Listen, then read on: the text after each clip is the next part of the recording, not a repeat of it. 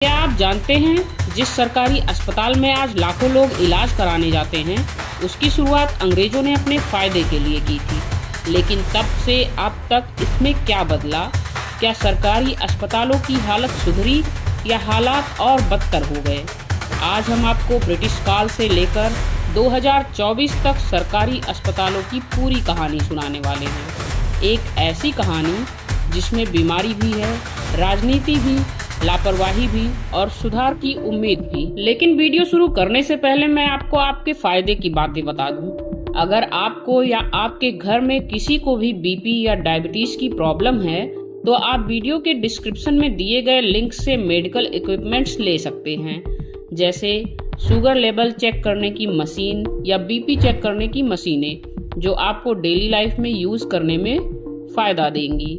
मेरा काम है इस वीडियो के माध्यम से आपको अवेयर करना या अवेयरनेस क्रिएट करना, और आप मुझे ऐसे ही सपोर्ट करते रहिए और इस वीडियो को आखिर तक जरूर देखें। तो दोस्तों, अब वीडियो को शुरू करते हैं। ब्रिटिश शासन से पहले भारत में मेडिकल सिस्टम मुख्यतः आयुर्वेद, यूनानी और सिद्ध पद्धतियों पर आधारित थी। हजारों वर्षों से भारत में नेचुरल मेडिसिन और जड़ी बूटियों से इलाज किया जाता था। मुगल काल में यूनानी पद्धति लोकप्रिय हुई, जिससे शरीर के 4 मुख्य तत्वों बलगम, रक्त, पीत, सदा के बैलेंस को सुधारने पर ध्यान दिया जाता था। सिद्ध पद्धतियां प्रोमिनेंटली साउथ इंडिया में प्रचलित थीं और जो जड़ी बूटियों पर आधारित थी। ब्रिटिश शासन में इन ट्रेडिशनल मेडिकल सर्विसेज को कमजोर कर दिया गया और वेस्टर्न एलोपैथिक मेडिकल सिस्टम को बढ़ावा दिया गया, लेकिन यह सिर्फ उनके अपने लाभ के लिए किया गया था। ब्रिटिश शासन में सबसे पहले हॉस्पिटल्स ब्रिटिश ऑफिसर्स और हाई क्लास इंडियंस की सुविधा के लिए इस्टेब्लिश की गई थी। 1664 में ईस्ट इंडिया कंपनी ने पहला वेस्टर्न हॉस्पिटल मद्रास में खोला। 1775 में कलकत्ता में ब्रिटिश मिलिट्री हॉस्पिटल्स को इस्टेब्लिश किया गया, जो स्पेशली ब्रिटिश आर्मी के लिए था। 1786 में बॉम्बे में गवर्नमेंट हॉस्पिटल्स शुरू किए गए, लेकिन इसमें आम भारतीयों को एंटर करना मुश्किल था। ब्रिटिश सरकार ने भारतीयों के लिए हॉस्पिटल्स बनाने में कोई खास दिलचस्पी नहीं दिखाई। उनका मुख्य उद्देश्य था ब्रिटिश सेना और अधिकारियों को स्वस्थ रखना, महामारियों से ब्रिटिश व्यापार और शासन को बचाना। ब्रिटिश राज में सैनिकों के लिए अलग हॉस्पिटल्स बनाए गए, लेकिन उसके पीछे रीजन ये था कि ट्रॉपिकल क्लाइमेट होने की वजह से बीमारियों की वजह से ब्रिटिश सैनिकों की डेथ रेट बहुत अधिक थी। इसी कारणवश इंडियन मेडिकल सर्विस की भी स्थापना की गई, जो मुख्यतः सेना और ब्रिटिश अधिकारियों की सेवा करता था। 19वीं और 20वीं शताब्दी में भारत में प्लेग, हैजा, मलेरिया और फ्लू जैसी महामारियां बहुत ज्यादा फैल रही थी। 1896 में बॉम्बे में प्लेग फैला, जिसने लाखों भारतीयों की जान ले ली। 1897 में एपिडेमिक डिजीज एक्ट लागू किया गया, जिसके तहत ब्रिटिश सरकार को संदिग्ध रोगियों को जबरन अस्पतालों में भर्ती करने का अधिकार मिल गया। यह कानून भारतीय जनता पर फोर्सफुली लागू किया गया, जिससे लोगों में आक्रोश पैदा हुआ। 1920 में मलेरिया इंस्टीट्यूट ऑफ इंडिया की स्थापना की गई, लेकिन इसका मुख्य उद्देश्य ब्रिटिश सैनिकों और अधिकारियों को सुरक्षित करना था, न कि आम जनता का इलाज करना। भारत की 90% से अधिक आबादी गांवों में रहती थी, लेकिन सरकारी अस्पतालों तक उनकी पहुंच नहीं थी। ज्यादातर भारतीयों को या तो पारंपरिक चिकित्सा पद्धतियों पर निर्भर रहना पड़ता था या फिर प्राइवेट डॉक्टरों से महंगे इलाज के लिए भारी रकम चुकानी पड़ती थी। अंग्रेजों ने कुछ अस्पतालों को भारतीयों के लिए खोला, लेकिन वे निम्न स्तर के थे और उनमें चिकित्सा सुविधाओं की भारी कमी थी। ब्रिटिश काल में भारतीय महिलाओं की स्वास्थ्य स्थिति बहुत दयनीय थी। 19वीं शताब्दी में प्रथा प्रथा और समाज में महिलाओं की स्थिति के कारण महिलाएं इलाज के लिए बाहर नहीं जा पाती थी। Doctor Annie Besant, doctor Kadambini Ganguly और अन्य समाज सुधारकों ने महिलाओं की चिकित्सा शिक्षा और उनके लिए अस्पतालों की स्थापना पर जोर दिया। ब्रिटिश सरकार ने कुछ मेडिकल कॉलेज खोले, लेकिन वहां भारतीयों को प्रवेश पाना बहुत मुश्किल था। 1835 में कलकत्ता मेडिकल कॉलेज और 1845 में मद्रास मेडिकल कॉलेज की स्थापना की गई। 19वीं सदी में 1900 तक मेडिकल एजुकेशन पर ब्रिटिशों का पूरा नियंत्रण था, जिससे भारतीय डॉक्टरों की संख्या बहुत सीमित रही। डॉक्टर कादम्बनी गांगुली 1886 में भारत की पहली महिला डॉक्टर बनी, लेकिन उन्हें समाज और ब्रिटिश प्रशासन दोनों से संघर्ष करना पड़ा। भारतीय स्वतंत्रता संग्राम के दौरान कई स्वतंत्रता सेनानियों को यातनाएं दी गई, लेकिन उन्हें सरकारी अस्पतालों में इलाज नहीं मिलता था।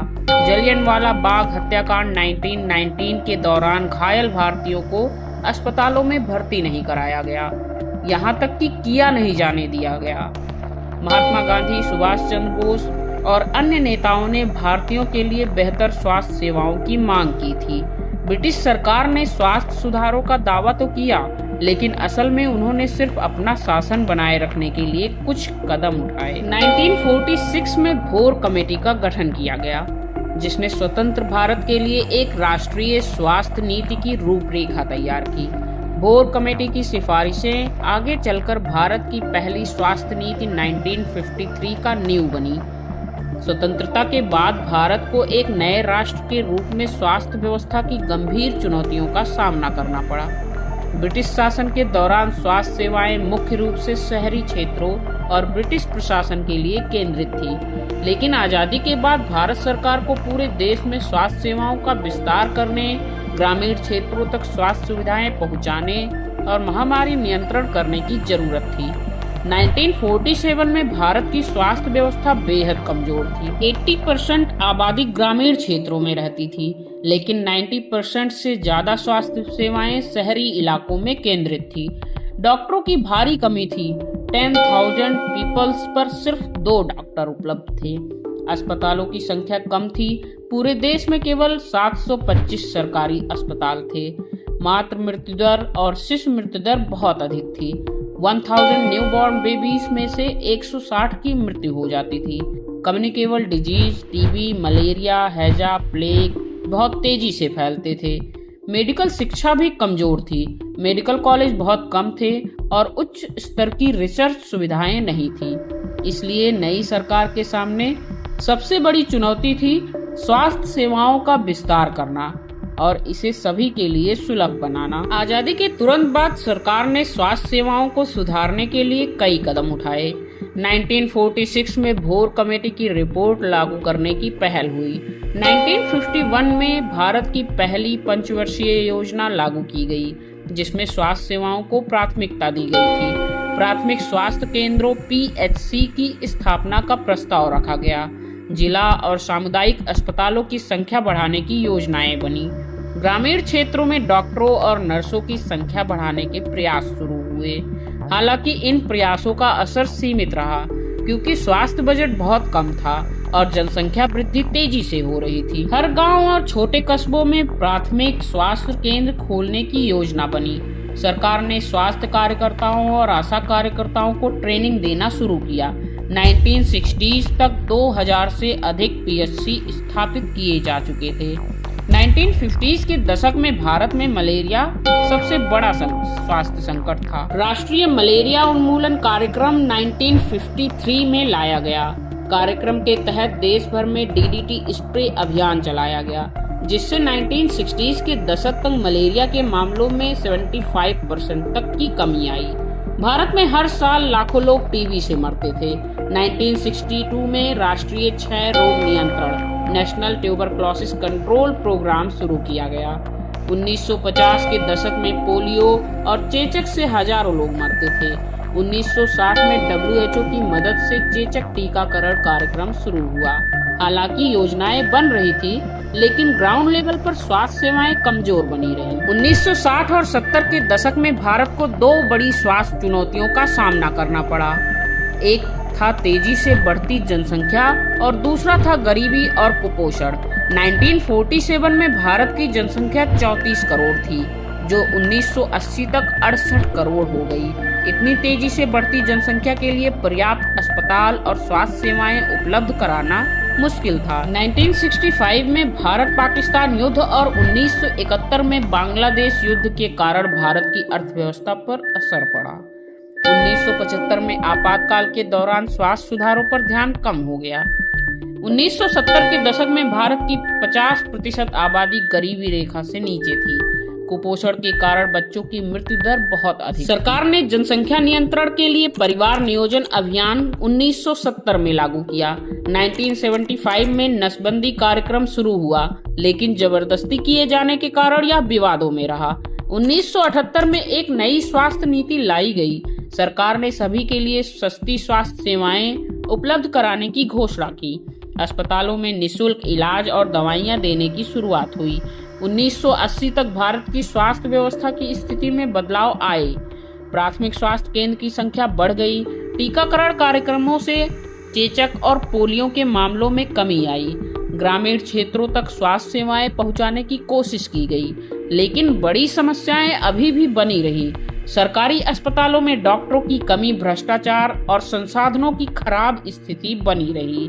ग्रामीण क्षेत्रों में स्वास्थ्य सेवाएं अभी भी बहुत कमजोर थी। 1983 में गवर्नमेंट ने घोषणा की कि सभी नागरिकों को बुनियादी स्वास्थ्य सेवाएं मुफ्त मिलेंगी। 2000 तक सभी गांवों को स्वास्थ्य सुविधाएं पहुंचाने का लक्ष्य रखा गया। 1985 में यूनिवर्सल इम्यूनाइजेशन प्रोग्राम चलाया गया।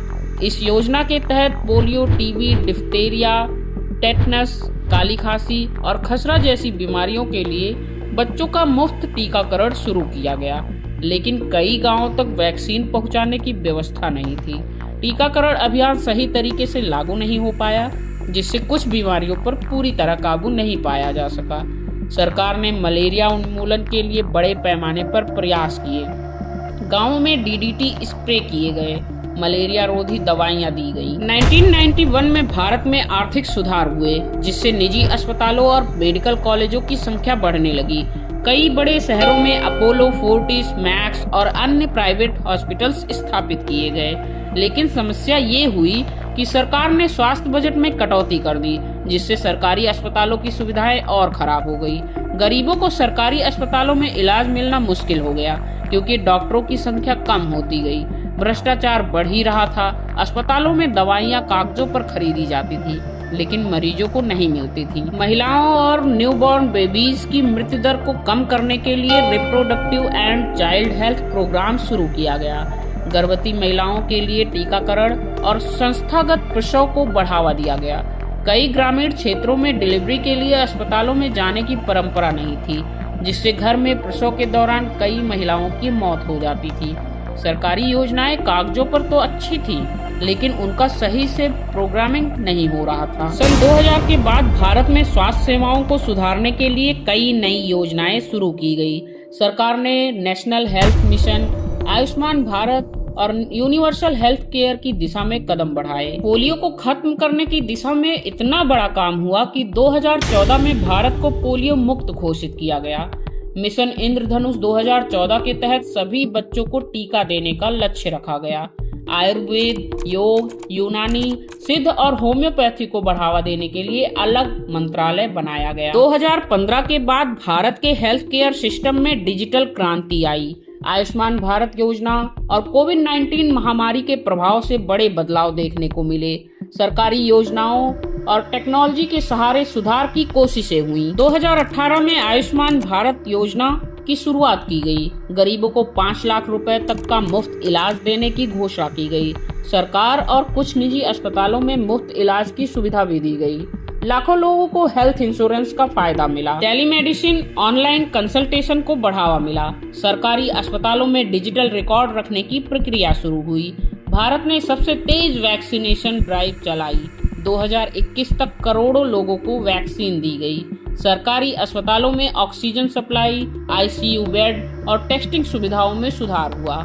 महामारी के बाद हेल्थ इंफ्रास्ट्रक्चर पर ध्यान बढ़ा। वर्तमान में किए जा रहे कार्यों में पब्लिक प्राइवेट पार्टनरशिप के जरिए सुविधाएं बढ़ाने की कोशिशें हो रही हैं। एआई पर आधारित डायग्नोसिस और टेलीमेडिसिन से इलाज की प्रक्रिया तेज हो रही है। सरकार हेल्थ बजट बढ़ा रही है, जिससे नई योजनाएं लागू हो सकती हैं। आपके इलाके में सरकारी अस्पताल की हालत कैसी है?